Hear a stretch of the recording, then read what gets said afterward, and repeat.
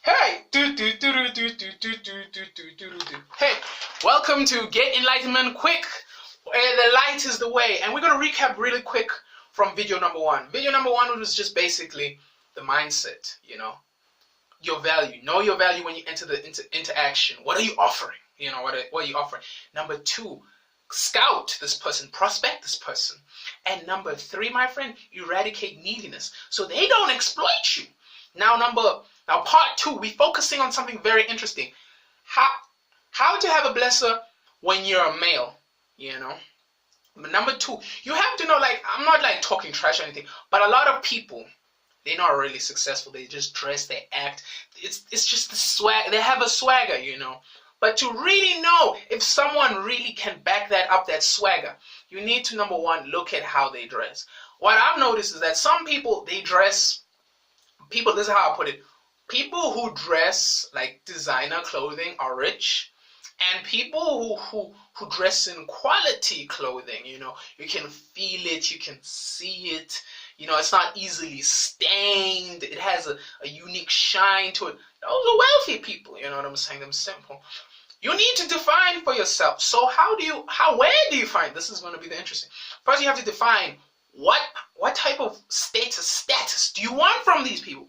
Because if you don't want to be investing in someone who appears like they're popping, everything's popping, oh my gosh, and then boom, they don't deliver. They're not that. They're living off credit cards and stuff. So you need to ask very interesting questions about them.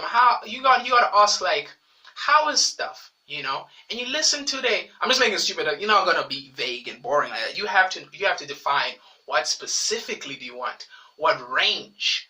But if you're walking out certain malls, golf estates, stuff like that, if your mind is flying during the upper class areas type of thing, but even if in the poor areas, you can notice these people. These people are generally like the whole Jesus thing. They have things like they're in the middle and they have other people around them. That's clue number one. Very healthy skin.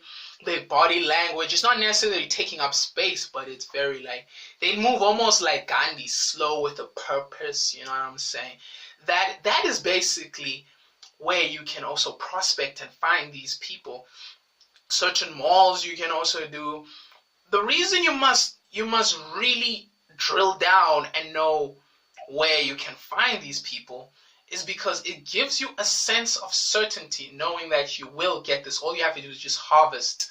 You have to just harvest. Because at the end of the day, even though this is a controversial topic, like getting blessings for male, there are women out there who want a decent man and they're willing to invest in a decent man, as long as you, as well as I was saying, the mindset is that you invest in bettering yourself as well. You don't want to be that slouching guy who's leeching.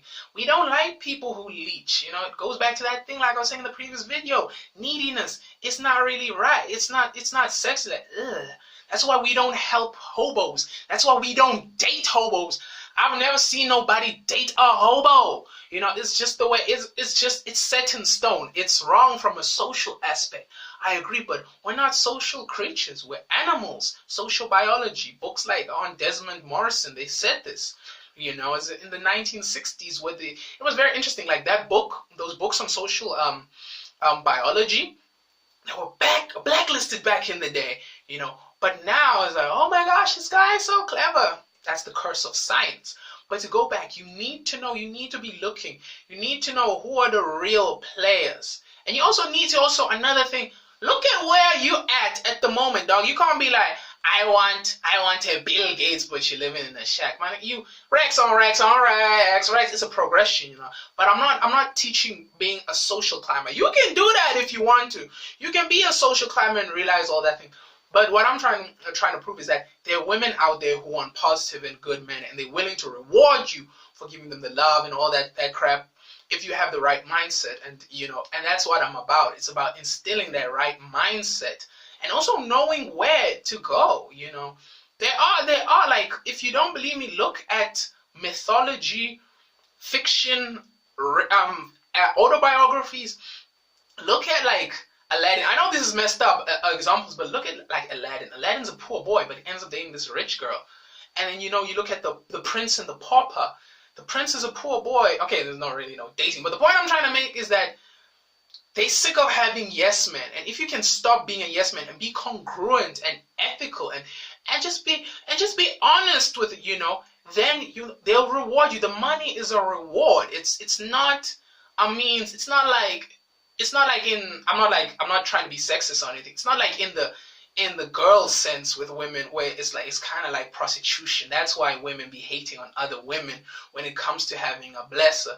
You know what I'm saying? So it's kind of like prostitution because like no dude, like no 80% of the time, if the dude is paying the girl and he's not getting sex, I mean, maybe he's married or he doesn't have game or something. But most of the time, like it's kind of like prostitution. Give me sex, I give you that. Like here in this difference, if you can satisfy that need, because a lot of powerful women want very powerful men to be strong, they shoulder to cry on that rock, you know, during tough times. So it goes back to the thing.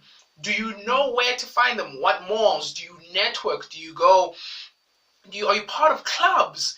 If there's no club that satisfies your need in the way that makes sense to you, my homie, create one.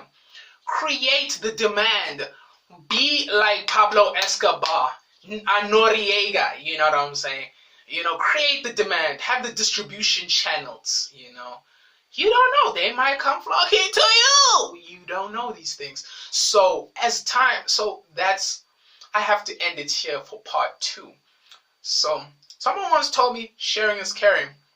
And some people share something because they learn something very interesting. Some people share something because it's very entertaining and very informative.